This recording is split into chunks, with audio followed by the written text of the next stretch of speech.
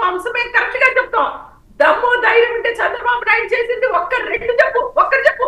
సరే ఓకే, చెప్తారులేండి అడిగిందని సమాధానం చెప్పండి. జగన్మోహన్ రెడ్డి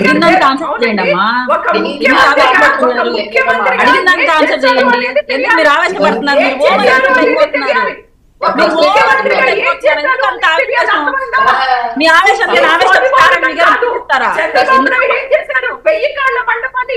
చంద్రబాబు నాయుడు ఏం చెప్పాడు, జగన్మోహన్ ఏం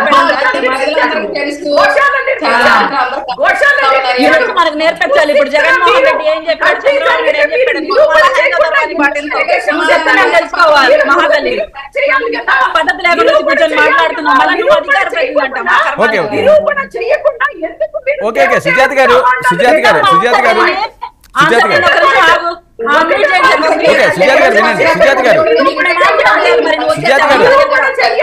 సునీత గారు ఒక్క నిమిషం అండి. సుజాత గారు ఓకే వినండి. సుజాత గారు మీరు చాలాసేపు మాట్లాడి నేను అడిగిన దాన్ని స్ట్రైట్ గా సింపుల్ గా సమాధానం. రేపు డిక్లరేషన్ ఇవ్వాలన్నది డిమాండ్, ఇచ్చే అవకాశం ఉందా లేదా? ఖచ్చితంగా లేదండి వర్మ గారు, ఇవ్వాల్సినటువంటి అవసరం కూడా లేదు. ఎందుకంటే జగన్మోహన్ రెడ్డి అవసరమే లేదండి. వాళ్ళ అబద్ధం జాగిరండి. రాజారెడ్డి రాజ్యాంగం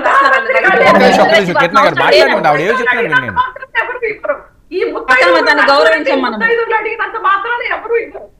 కాదండి, అక్కడ ఒక సాంప్రదాయం నడుస్తుంది కదా. వినండి అక్కడ కాదండి, ఎన్నో వినండి అది రాజశేఖర రెడ్డి గారు పెట్టిందో, చంద్రబాబు నాయుడు గారు పెట్టిందో, ఎన్టీఆర్ గారు పెట్టిందో కాదు కదా. ఎప్పటి నుంచో అక్కడ వస్తున్న సాంప్రదాయం అన్యమతస్తులు ఎవరైనా అయితే డిక్లరేషన్ ఇవ్వాలి అని, ఆ రకంగా వెళ్ళడం అన్నది తప్పని కదా. ఒకటి వర్మ గారు, అకార్డింగ్ టు ది 1 సెకండ్ ఆ క్లాజ్ కూడా నేను చెప్తాను. నెంబర్ 36 ఆ క్లాజ్ లో 11th క్లాజ్ లో ఏముందంటే, వేరే నేషన్ కి వేరే జాతీయులకి సంబంధించి ఫారినర్స్ ఎవరైనా తిరుమల తిరుపతి దేవస్థానం వస్తే గనక అక్కడ ఆచారాలను పాటించడానికి ఇచ్చేటువంటిది, ఎవరి హిందువుల మనోభావాలు దెబ్బతినకుండా ఇచ్చేటువంటి డిక్లరేషన్ ని మీరు జగన్మోహన్ రెడ్డి గారికి ఆపాదించేటువంటి ప్రయత్నం చేస్తున్నారు ఇక్కడ. అది రాంగ్.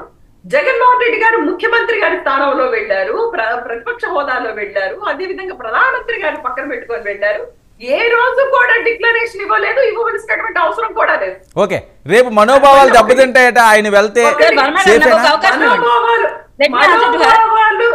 దెబ్బతిన్నది ఎక్కడ అంటే వర్మ గారు, ఈ రోజు వీళ్ళు ఇంత రాజకీయంగా తిరుమల లడ్డూని వాడుకుందామని అటు పవన్ కళ్యాణ్ గాని, ఇటు రోజుకొక మతం పేరు చెప్పే పవన్ కళ్యాణ్ గాని, ఆయన చేసుకున్నది క్రిస్టియన్ని, ఆయన పిల్లల్ని కంటే క్రిస్టియన్ పిల్లల్ని.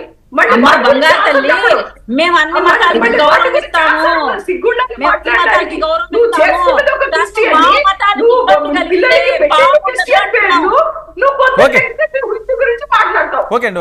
రాజకీయంగా ఎదగలేకపోతే ప్రజల కాళ్ళు నాటమను.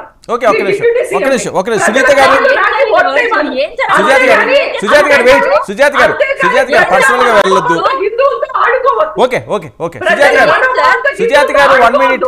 సుజాత గారు వెయిట్. కూర్చోబెట్టారు, మళ్ళీ మాట్లాడుతున్నావు. అది ఎవరు కూర్చోబెట్టారు? మీకు సిగ్గుండాలి. 49 లక్షలు దొంగ ఓట్లతో గెలిచారు మీరు. దొంగ ఓట్లతో గెలిచారు మీరు. 49 లక్షలు దొంగ ఓట్లతో గెలిచారు. అర్థమైందా నీకు?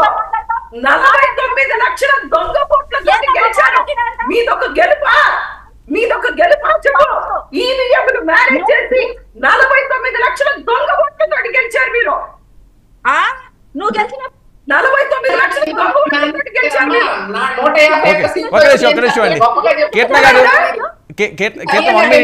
కీర్తన వినండి. సుజాత గారు ఒక్క నిమిషం కీర్తన గారు ఇస్తాను.